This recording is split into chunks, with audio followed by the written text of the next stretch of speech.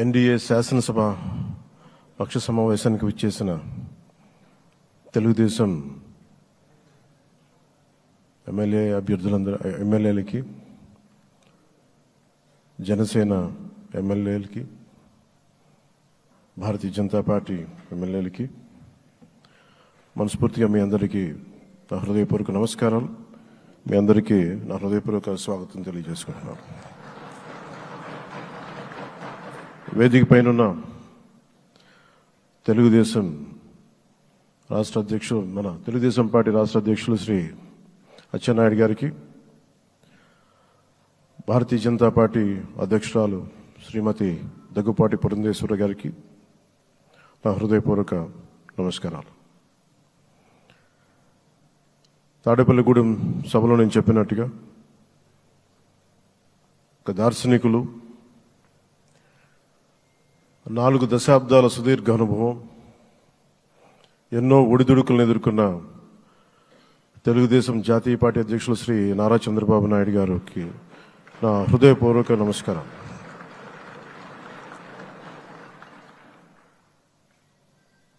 గత దశాబ్ద కాలంలో రాష్ట్ర విభజన జరిగినప్పటి నుంచి ఆంధ్ర రాష్ట్ర ప్రజలు నలిగిపోతున్నారు. గత 5 సంవత్సరాలుగా మరి రాష్ట్రంలోని విపత్కర పరిస్థితులు తెలుసు. మనందరం సమిష్టిగా పోరాటం చేసి కలిసికట్టుగా ఉండి అద్భుతమైన మెజారిటీలతోటి 164 శాసనసభ స్థానాలని ఎన్డీఏ కూటమి దక్కించుకుంది. అద్భుతమైన విజయం. 21 పార్లమెంట్ సభ్యుల్ని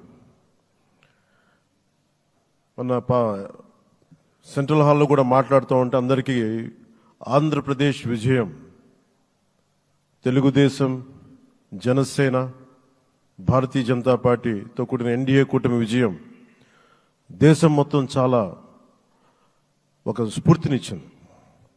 ప్రతి ఒక్కరి విజయాన్ని వారి వారి రాష్ట్రాల్లో ఎలా దీన్ని ముందుకు తీసుకెళ్ళాలి, ఒక్క ఓటు చీలకుండా అలయన్స్ అంటే ఎలా ఉండాలి అనేది మన ఆంధ్ర ప్రాంత ప్రజలు, మన ఆంధ్ర రాష్ట్ర ప్రజలు మనందరం కలిసి కట్టుగా చూపించాం. 2021 మార్చి 14 ఇప్పటం సభలో నేను ఒకటే తెలియజేసుకున్నాను, ఆ ప్రభుత్వ వ్యతిరేక ఓటుని చీలనివ్వను. ఆ మాట మీద ఉన్నాం, ఆ మాట మీద నిలబడ్డాం. ఒడిదుడుకులు ఎదుర్కొన్నాం, తగ్గాం, కానీ నిలబడ్డాం. ప్రజల నమ్మకాన్ని పెంచాం. అద్భుతమైన మెజారిటీతో ఈ రోజున మనం ప్రభుత్వాన్ని స్థాపిస్తున్నాం. చాలా మాటలు ఇచ్చాం.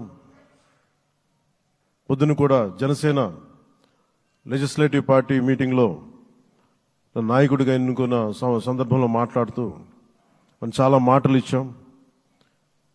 ఇది కక్ష సాధింపులకి సమయం కాదు, ఇది వ్యక్తిగత దూషణలకి సమయం కాదు. ఇది 5 కోట్ల మంది పైగా ప్రజలు మన మీద నమ్మకాన్ని పెట్టుకున్నారు. మన మీద మనందరం ఉమ్మడిగా, మనందరం సమిష్టిగా ఆంధ్రప్రదేశ్ ప్రజలు ఏ అభివృద్ధి అయితే కోరుకుంటున్నారో మనందరం సమిష్టిగా దీన్ని ముందుకు తీసుకెళ్ళాలి, అభివృద్ధి పథంలో నడిపించాలి.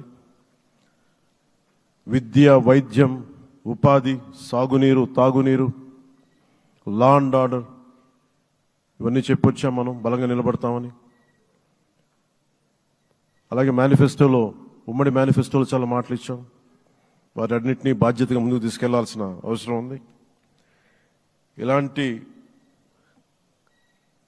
ఛాలెంజింగ్ టైమ్స్లో ఒక సుదీర్ఘమైన అనుభవం ఉన్న నాయకులు కావాలి. 4 దశాబ్దాల అనుభవం, అభివృద్ధి మీద అపారమైన అవగాహన, పెట్టుబడులు తెచ్చే సమర్థత, ప్రతిభ. విదేశాల్లో ఉండే నాయకుల్ని, మలేషియా దగ్గర నుంచి, సింగపూర్ దగ్గర నుంచి, యూరోప్ దగ్గర, అమెరికా నుంచి, ఆ దేశాల అధ్యక్షుల్ని తెలుగు రాష్ట్రాల వైపు దృష్టి మళ్లించేంత శక్తి, సమర్థత ఉన్న శ్రీ నారా చంద్రబాబు నాయుడు గారికి ఆయన నాయకత్వం చాలా అవసరం. ఆయన అనుభవం చాలా అవసరం. అలాంటి అపారమైన అనుభవం ఉన్న వ్యక్తిని, అనుభవం ఒకటే కాదు, ధైర్యశాలి. ఈ రోజుకి నాకు ఒకటే గుర్తుంటుంది. మన తాడేపల్లిగూడెం సభలో చెప్పాను, చాలా క్లేమోర్ మైన్స్ పేలిపోతే జీప్ ఎగిరిపోయి కింద పడితే చొక్కా దులుపుకొని ఆయన మళ్ళీ వచ్చి రాజకీయం చేసిన వ్యక్తి. ఈ రోజున సైబరాబాద్ ఉంది అంటే అది శ్రీ చంద్రబాబు నాయుడు గారి దార్శనికత. అలాంటి వ్యక్తి, ఆయన అనుభవం ఈ రోజున 2024 ఆంధ్రప్రదేశ్కి ఎన్డీఏ కూటమి తరపు నుంచి ముఖ్యమంత్రి అభ్యర్థిగా శ్రీ నారా చంద్రబాబు నాయుడు గారి పేరుని జనసేన పార్టీ పక్షాన నుంచి మేము బలపరుస్తున్నాం.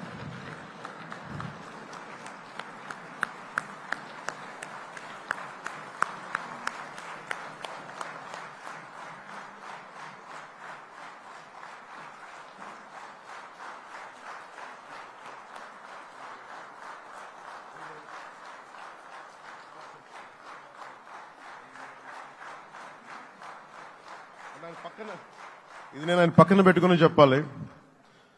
ఆయన నలిగిపోయారు. జైల్లో చూశాను ఆయన. పాపం భువనేశ్వర్ గారి బాధను చూశాను. నేను అనుకున్నాను, అమ్మ మీరు కన్నీళ్ళు పెట్టకండి, మంచి రోజులు వస్తాయని చెప్పిన మంచి రోజులు వచ్చినాయి. వారికి మనస్ఫూర్తిగా వారికి నా హృదయపూర్వక శుభాకాంక్షలు. మీరు అద్భుతమైన పాలన ఇవ్వాలి, అందరికీ మనస్ఫూర్తిగా మీకు నేను తెలియజేసుకున్నాను సార్. సో ఇప్పుడు శ్రీ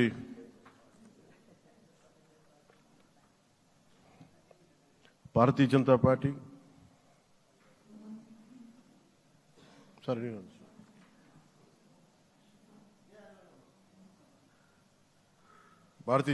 అధ్యక్షురాలు శ్రీమతి దగ్గుపాటి పురంధేశ్వరి గారిని